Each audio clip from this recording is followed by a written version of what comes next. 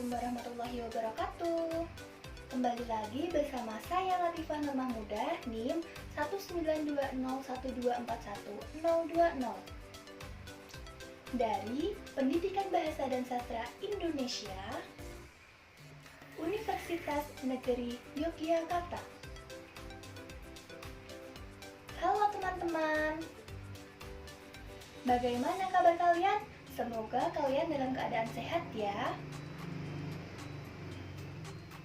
Pada video pembelajaran kali ini, kita akan mempelajari materi pembelajaran Bahasa Indonesia SMA kelas 11 semester 1.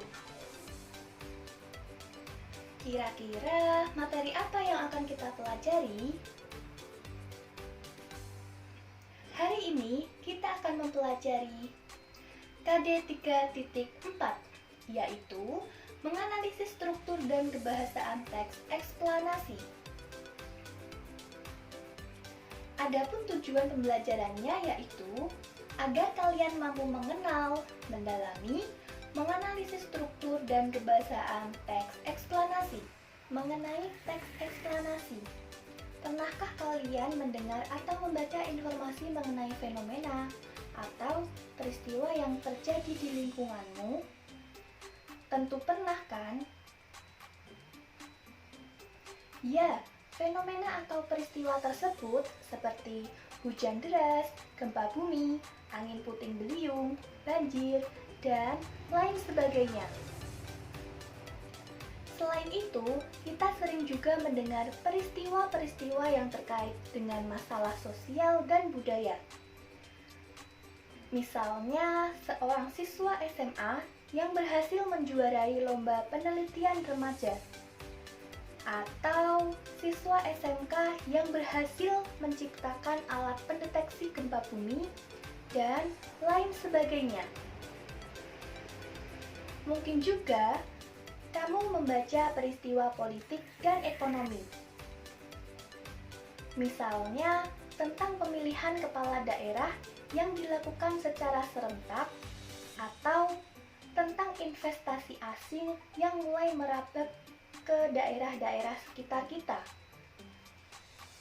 Tentu pernah kan kalian mendengar fenomena sosial, budaya, dan juga fenomena-fenomena alam lainnya. Dari informasi tentang peristiwa atau fenomena tersebut disajikanlah dalam jenis teks eksplanasi. Jadi, pengertian dari teks eksplanasi itu sendiri adalah teks yang berisi tentang proses mengapa dan bagaimana suatu peristiwa alam, ilmu pengetahuan, sosial, budaya, dan lain sebagainya yang bisa terjadi. Suatu peristiwa baik peristiwa alam maupun sosial yang terjadi di sekitar kita selalu mempunyai hubungan sebab akibat dan proses. Di dalam teks eksplanasi terdapat ciri-ciri yang harus kita pahami. Yang pertama yaitu informasi-informasi yang termuat di dalamnya berdasarkan fakta. Fakta itu sendiri merupakan kejadian yang sesuai dengan kenyataan dan sesuai dengan keadaan yang terjadi. Kemudian yang kedua, hal yang dibahas yaitu suatu fenomena yang bersifat keilmuan dan berhubungan dengan ilmu pengetahuan. Kemudian yang ketiga, terdiri dari pernyataan umum, urutan sebab akibat, dan interpretasi.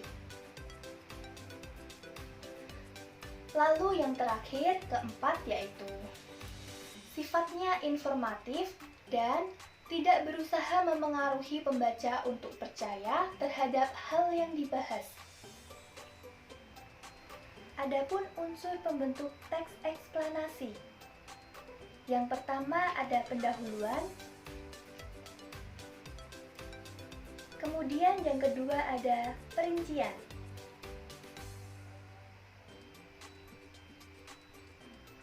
Selanjutnya kita masuk pada materi pembahasan utama kita sesuai KD yang sudah dijelaskan di awal, yaitu menganalisis struktur dan kebahasaan teks eksplanasi. Teks eksplanasi terdiri dari 3 struktur. Yang pertama, identifikasi fenomena. Yang kedua, penggambaran rangkaian kejadian. Kemudian yang ketiga, ada ulasan.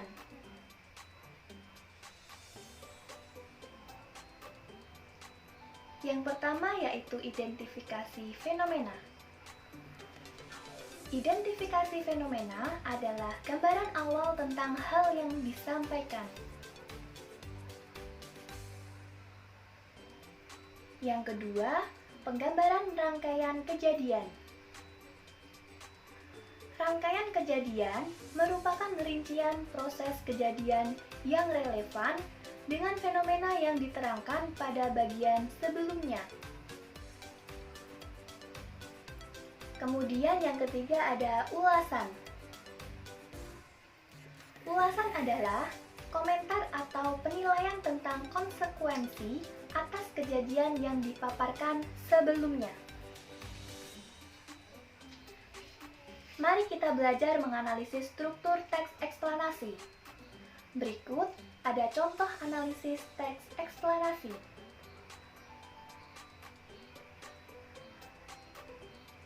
Perhatikan contoh teks eksplanasi berjudul Pelangi berikut ini.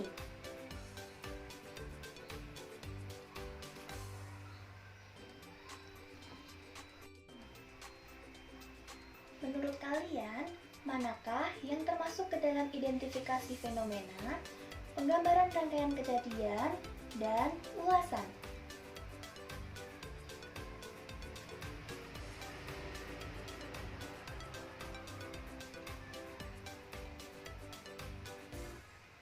Perhatikan pada paragraf pertama.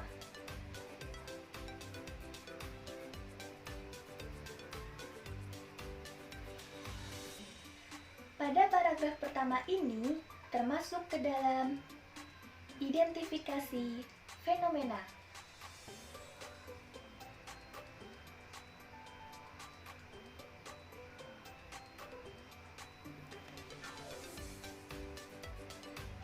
Kemudian, perhatikanlah pada paragraf kedua sampai paragraf kelima.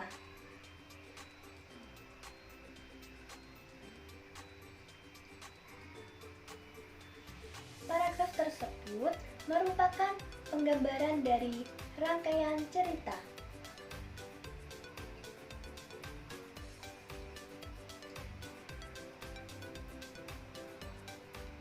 Kemudian, pada paragraf terakhir ini termasuk ke dalam ulasan.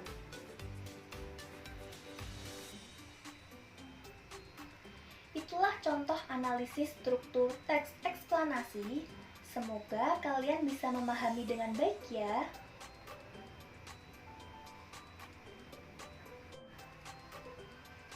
Selanjutnya, mari kita belajar mengenai kaidah kebahasaan teks eksplanasi. Kaidah kebahasaan teks eksplanasi yang pertama, banyak menggunakan kata bermakna denotatif.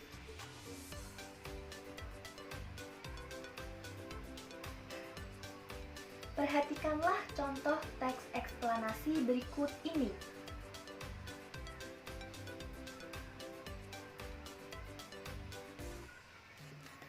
Teks eksplanasi di bawah ini banyak menggunakan kata bermakna denotatif.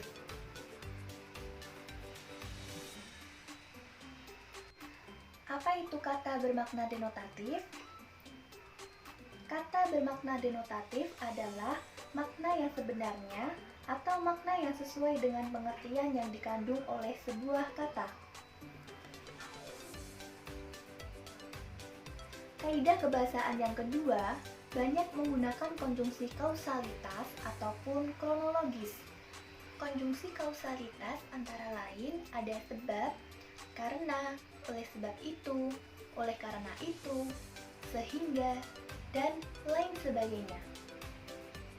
Kemudian, konjungsi kronologis atau hubungan waktu seperti kemudian, lalu, setelah itu, pada akhirnya, dan lain-lain.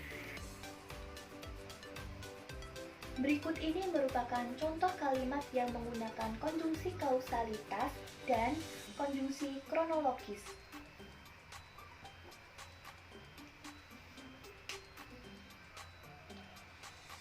Kaidah kebahasaan yang ketiga banyak menggunakan keterangan waktu pada kalimatnya.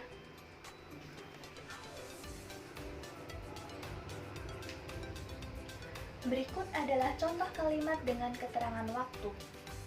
Yang pertama, mereka akan mengadakan perlombaan sepak bola 3 minggu lagi. Pada kata 3 minggu lagi bercetak tebal berwarna merah ini termasuk keterangan waktu.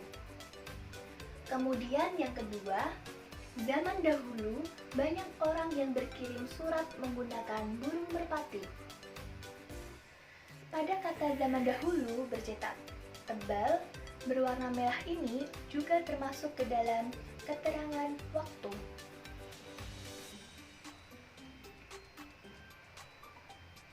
Kaidah kebahasaan yang keempat yaitu banyak menggunakan kata ganti benda. Kata ganti benda yang digunakan baik konkret atau abstrak seperti demonstrasi, banjir, gempa bumi, tsunami, gerhana, embrio, kesenian daerah, dan bukan kata ganti orang seperti ia, dia, mereka. Oleh karena itu, objek yang dijelaskan itu berupa fenomena, tidak berbentuk personal.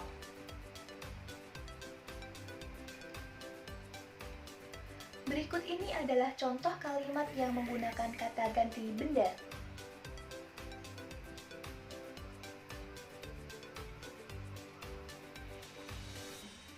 Kaidah kebahasaan yang kelima banyak menggunakan kata kerja pasif. Seperti kata terlihat, terbagi, terwujud, terakhir, dimulai, ditimbun, dilahirkan, dan masih banyak contoh lainnya. Berikut ini merupakan contoh kalimat yang menggunakan kata kerja pasif. Kaidah kebahasaan yang terakhir banyak menggunakan kata teknis atau peristilahan sesuai dengan topik yang dibahasnya. Berikut ini merupakan contoh kalimat yang menggunakan kata teknis. Kata yang bercetak tebal berwarna merah ini merupakan contoh kata teknis.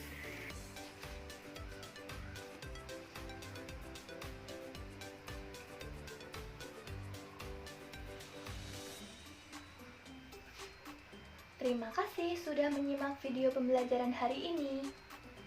Tetap semangat dan selalu jaga kesehatan kalian ya.